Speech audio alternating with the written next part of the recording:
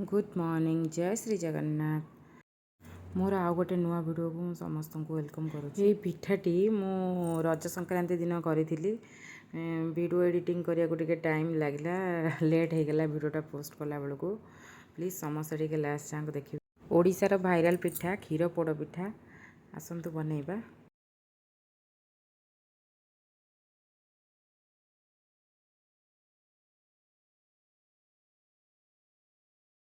आम चाउलटा को ग्राइंडिंग करवा। चाउलटा मुझे बतुरे रखी धोईकी ग्राइंडिंग करवा। एठी मु किछि नडिया कटा और नडिया कोरा टिके ऐड करछि। अल्प क्षीर देकी से ग्राइंडिंग करवा।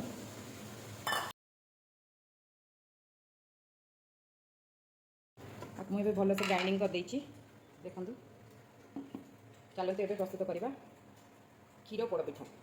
फास्ट आम कि घी पकईवा। घी दबा। घी मु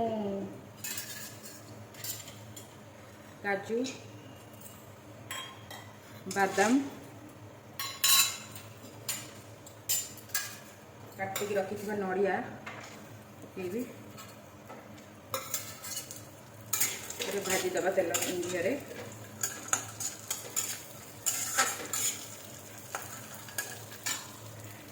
तेजपत्र पकईबी भाजी क्षीर दबा।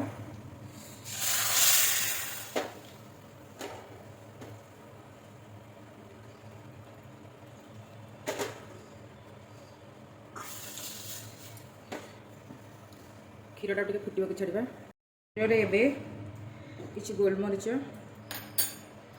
गुजराती गुंड नड़िया कोरा पकेबा। हाँ टेस्ट पाइका चीनी पकेबा। क्षीर पोड़ पिठारे टिके चीनी पकेले माने देखा को टिके भल लगे व्हाइट व्हाइट हो तो चीनी रे यूज करबा। एठी अल्प लुण पकेबा टेस्ट पाइका।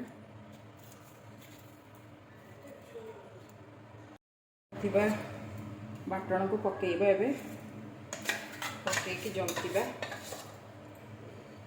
जंतीबा भितर गोटे कथा कहना चाहूँ। मु दीटा पोड़ पिठा बनई रज पूर्व दिन किंतु खाइबारे आ बांटिबारे सरीगला जेहेतु मो हजबैंड सांगंकर कहले कि कहीं मो घरे पोड़ पिठा देनु तो तांको पाइंका मु भाविली ये क्षीर पोड़ पिठाटा बनईदेवी तांको टिके देदेवी और टिके घरे टिके टेस्ट करदेबू आ से मु बनईली ये क्षीर पोड़ पिठा।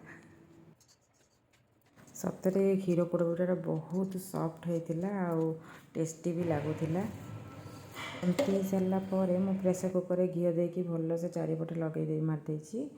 ताधे कदली पत्र भी पकईदेवी। कदली पत्र देहरे भी घी देवी भल से घी देकी भल से घी लगे कौन हम ना पिठाटा पूरा भल से उठीज भांगीबनी। एबे से जंतणी को मु प्रेसर कुकर सब जगह देवी देकी साइज करदबा। साइज करके टे घी देवी। घी देले कौन कि टेस्ट लगे।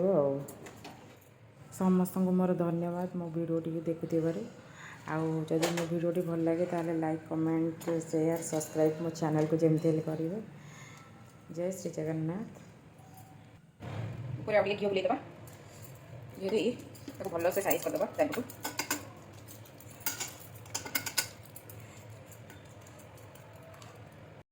पूरा साइज करदेली। कदली पत्र पकईदबा।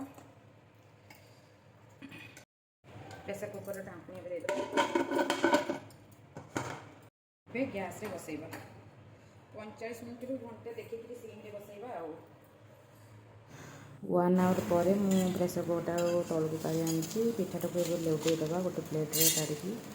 देखो मुझे प्लेट रे केमती पिठाटा को लेउटेकी ताको आउ किछि समय टिके गैस पर बसैकी टिके सिझेईदबा।